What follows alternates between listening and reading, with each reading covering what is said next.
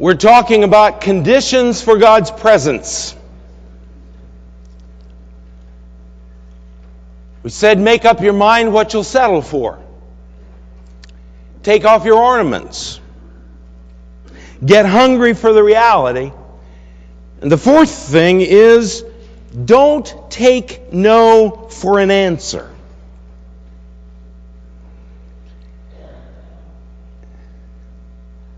Moses said to the Lord, this is verse 12, "See, you say to me, bring up this people, but you have not let me know whom you'll send with me. Yet you've said, I know you by name, and you have found favor in my sight.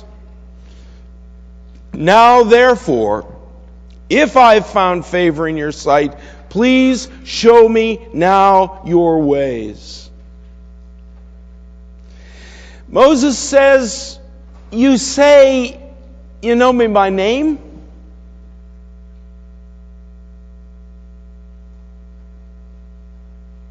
You say that I've found favor in your sight? Then God, there's something you owe me.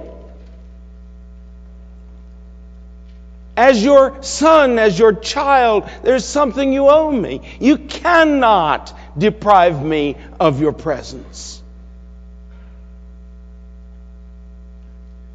And he says, then, show me your ways.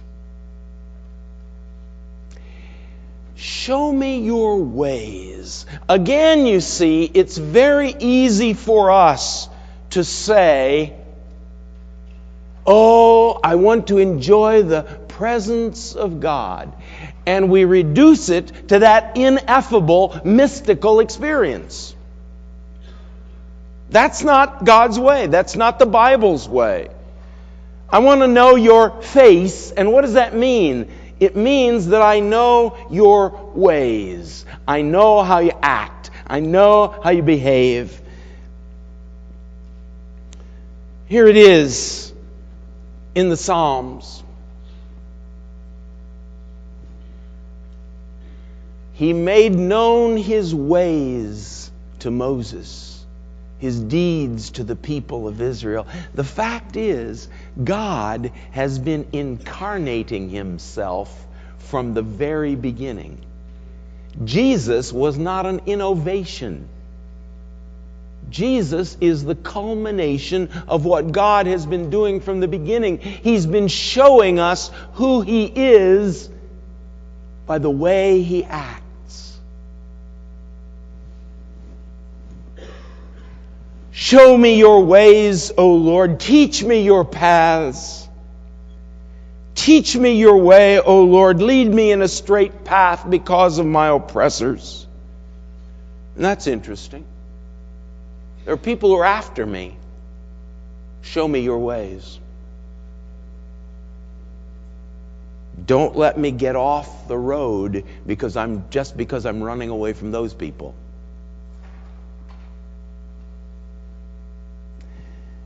Teach me your way, O Lord, and I will walk in your truth. Remember that in the Bible, in the Old Testament, truth is not an abstract concept like it is in much of modern English. Truth is faithfulness. Truth is dependability. Truth is reliability. So the question is, are you true?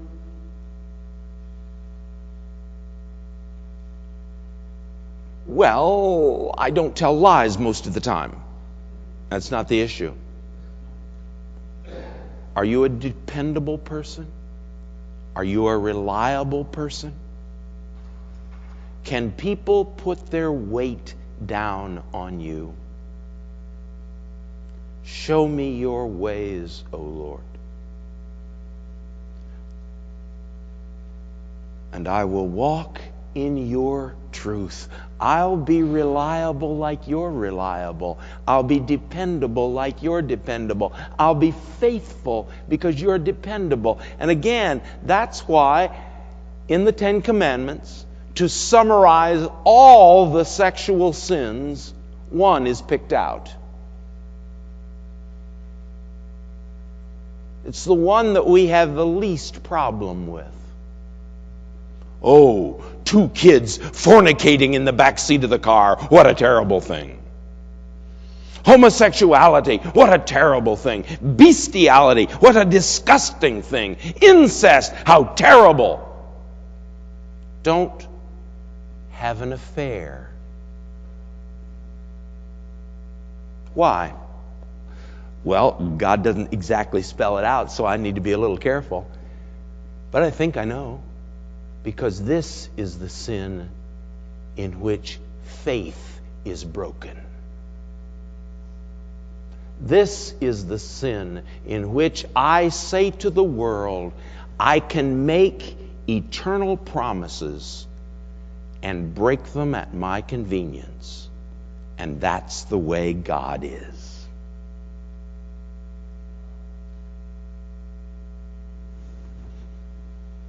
God says, Oswalt, in your relationship with Karen, I want you to show the world my face.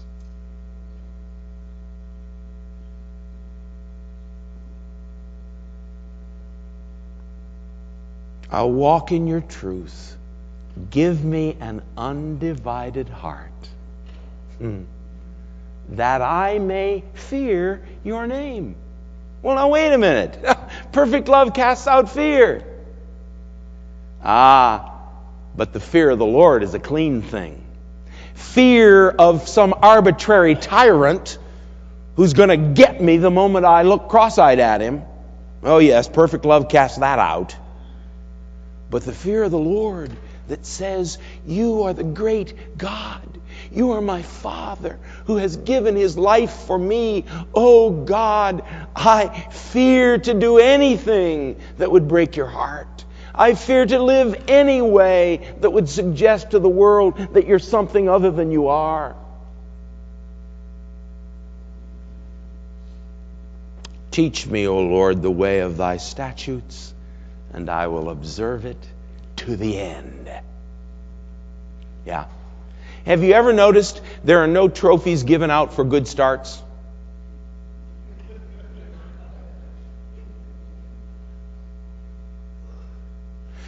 Maybe some NBA nut keeps statistics on who got the most points on the board in the first quarter. But that's not how they decide the final standings. Be thou faithful unto death, and a crown of life is laid up for you.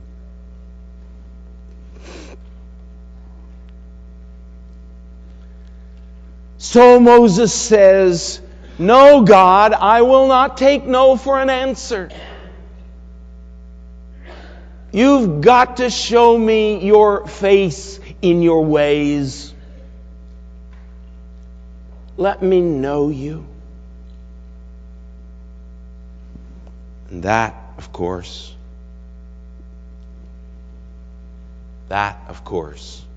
is exactly what the Apostle Paul said. All that list of achievements, his resume, given in the previous verses there in Philippians chapter 3, all that, I consider the whole thing garbage, if it keeps me from knowing Him.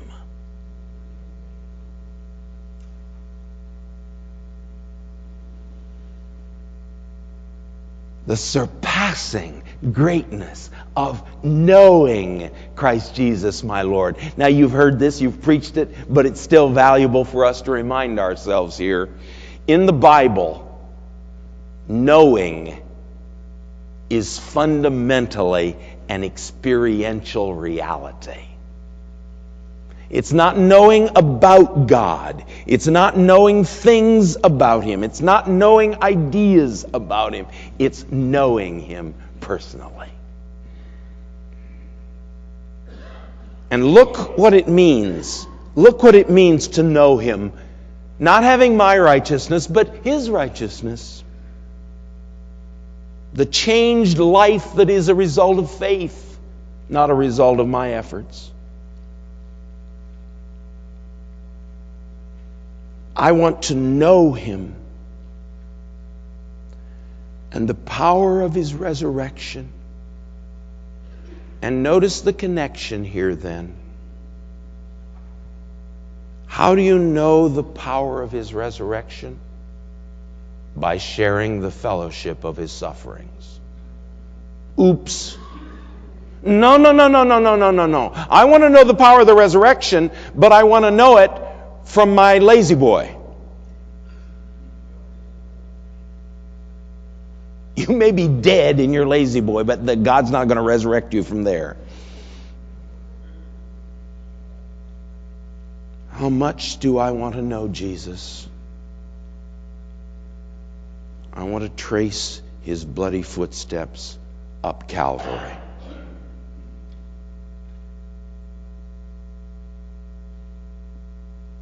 Some of you are suffering in your appointments. Some of you are suffering because you deserve it. But others are not.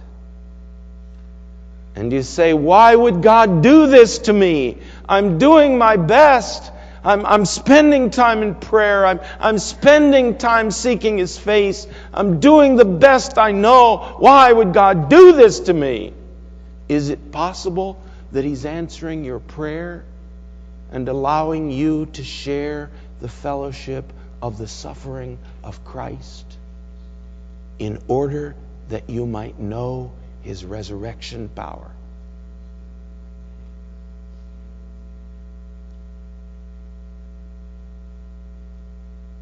Will you endure the sufferings of your appointment? And I know a bit of how difficult the pastorate is these days in a collapsing culture. Broken people all around you, spilling their brokenness on you in 100 different ways. Will you make your suffering an offering?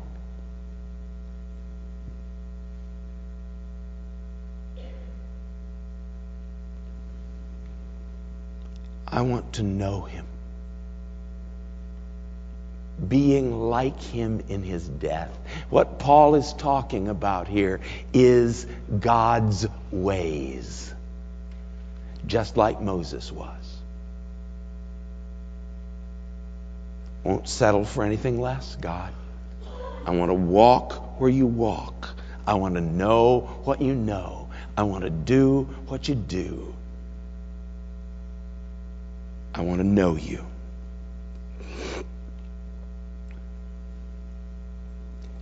And then notice, it's for others.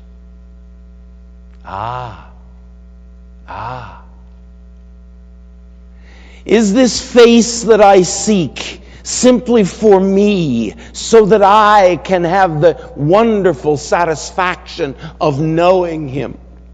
Is it for me, so that I, in that lonely place outside the camp, can enjoy the reality of the eternal? No.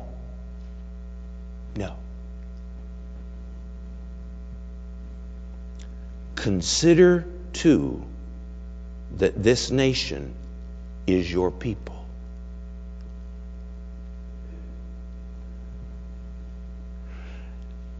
A little bit later, verse 16, he says, how shall it be known that I have found favor in your sight, I and your people?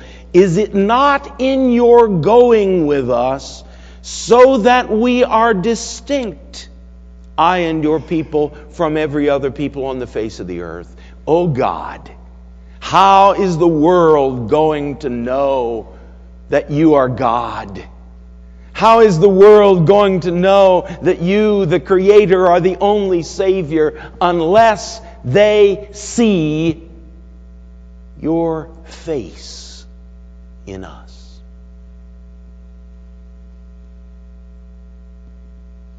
It's not for you. It's not for me. Do that, and the quest for the face of God is as unclean as anything else in this fallen world. It is simply one more way of us trying to satisfy our needs. But no, oh Lord, I've got to know you. These are your people. Oh Lord, I've got to see your face, because the world will never know who you are unless they see your face in mine.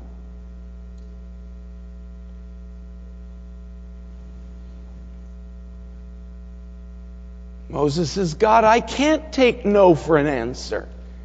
I cannot take no for an answer because of your people. It's the heart of a pastor. It's the heart of a pastor. Oh God, shine your face upon me for them. For them.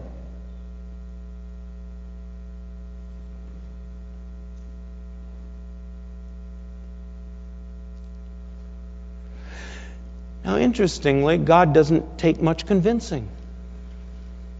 Verse 14, He said, my presence will go with you, and I'll give you rest.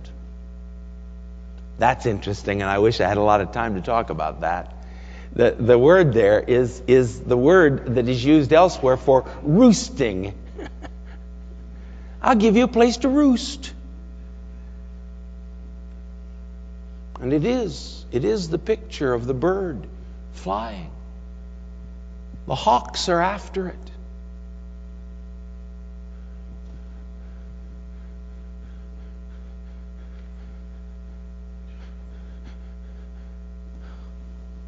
There. I can land there. I can roost there and be safe. In a real sense, when God says to His people, I'm going to give you a place of rest. I'm going to give you a place to roost. I'm going to give you that place of security.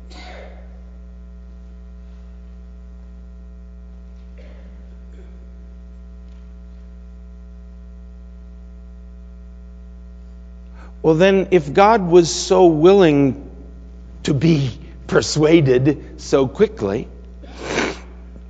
why did He say He wasn't going in the first place?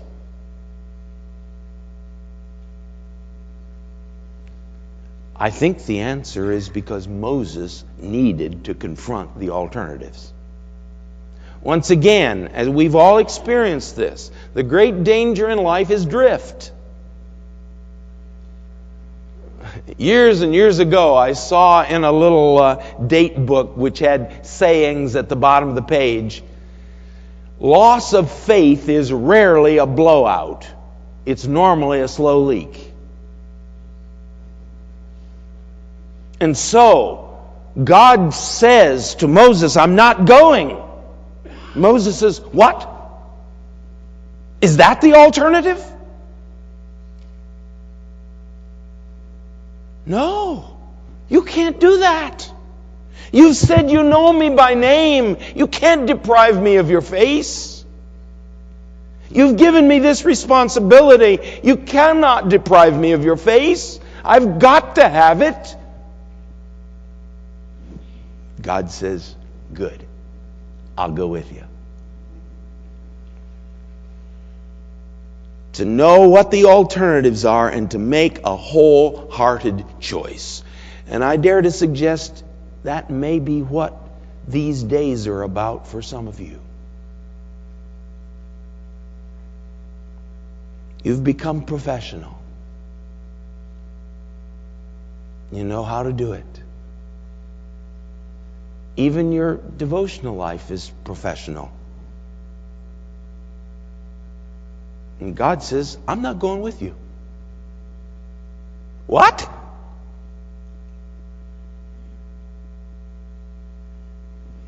What'll it take? What'll it take? He needed to face the alternatives and make a wholehearted choice. So do we. Well, our time is flying away. Let's look then at the manifestations of His presence. If we have indeed dealt with the effects of our trying to supply our needs for ourselves, if we have indeed met the conditions for His presence, what will His presence look like? Moses says, God, if it's true that you are going to go with us, would you show me your glory? God, could you give me an experience? Could you let the fire fall?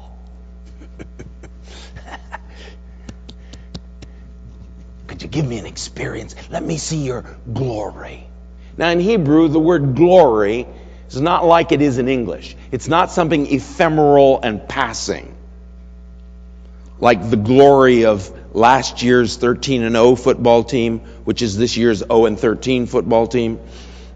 It is heaviness. It is weightiness. It's reality. It's like a brick wall. Oh God, could you show me your reality? He's asking for some special experience of God's essence. How does God respond?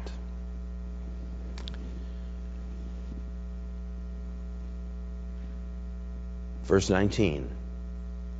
I will make all my goodness pass before you. That's not what Moses asked for.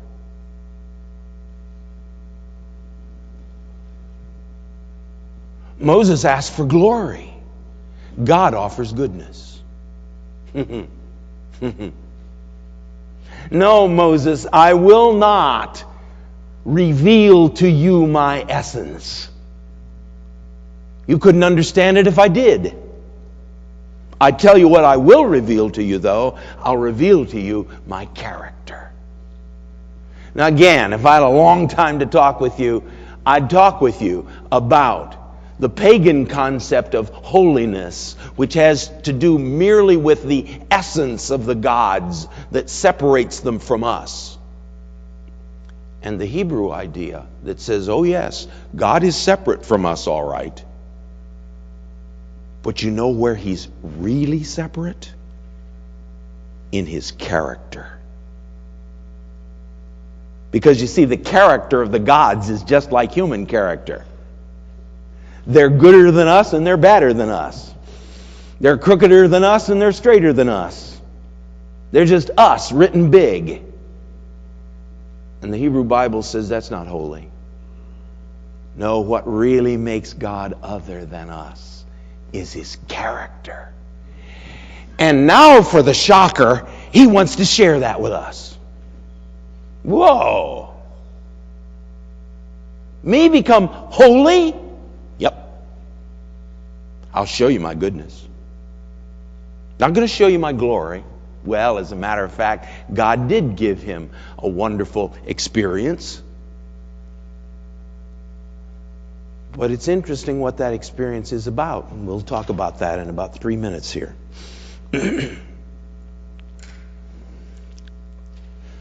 Now, isn't it fascinating that God says, you can't see my face and live?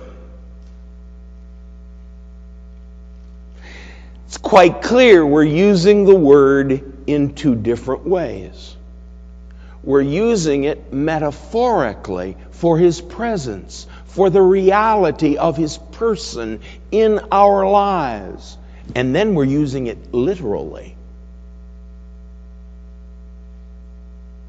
No, we creatures cannot endure His literal reality without being fried alive.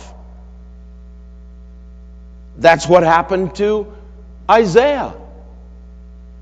It's so interesting to me. Isaiah doesn't say, "Oh God, I'm a mess, but I'm going to change, and when I change, won't you please take care of me?" And Isaiah says, "It's over.